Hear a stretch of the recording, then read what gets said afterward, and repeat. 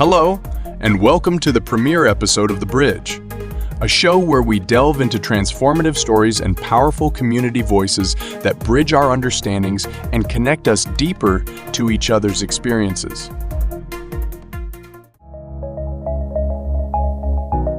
In this episode, we're reflecting on Pride Month, June 2024 by taking you right into the heart of Columbus, Ohio. During its vibrant Pride Parade, Stonewall Columbus Pride. Here with us today is Jared Kenneth Page, a resident of Ohio who shares his journey through acceptance, identity, and pride.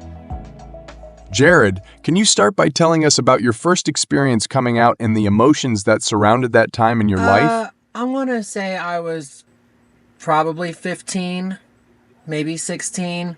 I knew I felt different my whole life. And I even had a girlfriend up to that point. But at that age, it wasn't just about me anymore. It was about her.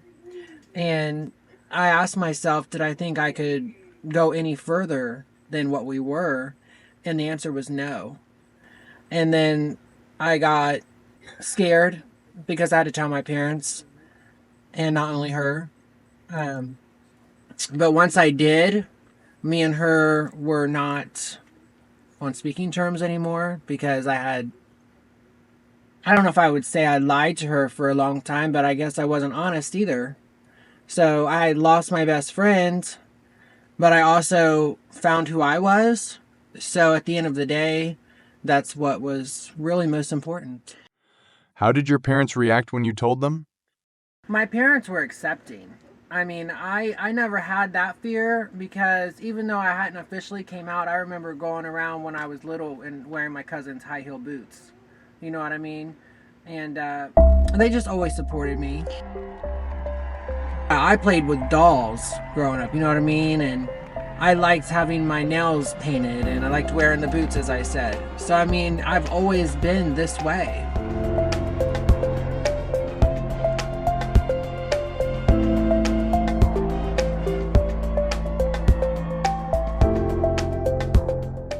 Could you share what it was like for you to make friends, especially before coming out?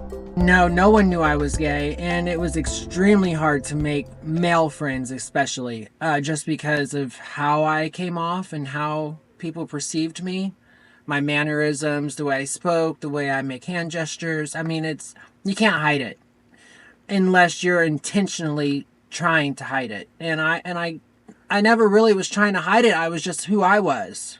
And I had to come to terms with who that was, but making friends was hard. Jared, you've mentioned the importance of Pride events. What changed for you attending your first Pride at 18, and how do you find it now, years later?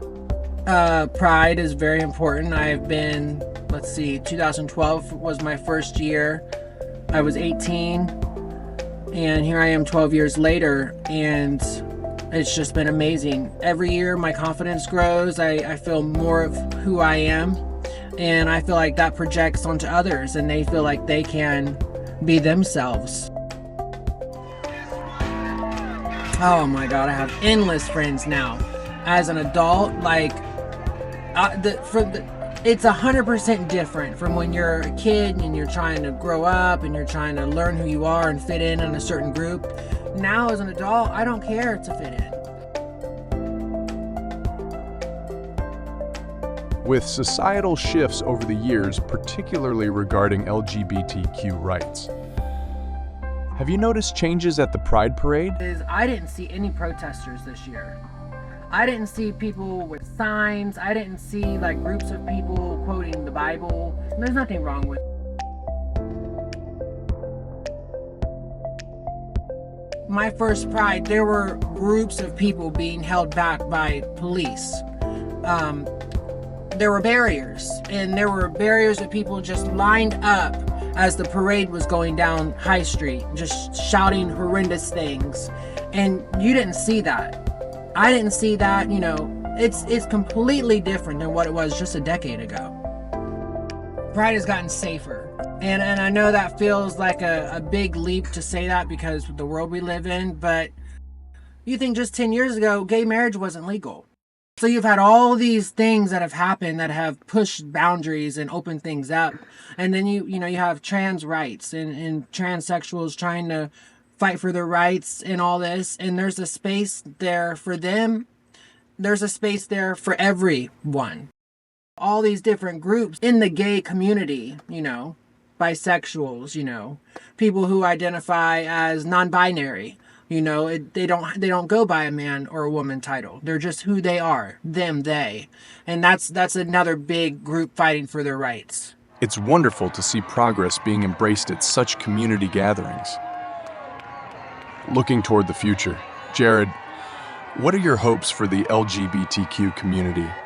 Things to do in the future is to not become complacent and to feel like, okay, well, we did enough. We have some rights. No.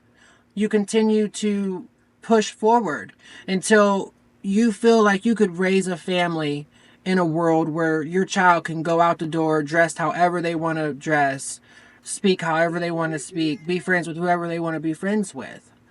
And know that you can send your child to school without the fear of them being bullied every single day like I was for who you are. So it's a never-ending thing, It's never going to be over. I think a big thing is involving the church, honestly, because there are a lot of churches out there that are gay friendly. Because if you think about it, the big barrier between gays and straights is religion. And that's wrong. I don't feel like you should place religion on someone. Because there's a million different religions. So who's to say which one is the right one? Jared, thank you for sharing your journey and reflections with us today. And to our listeners, thank you for joining us on this inaugural episode of The Bridge.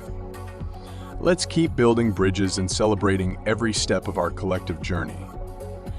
Join us next time for more stories that connect us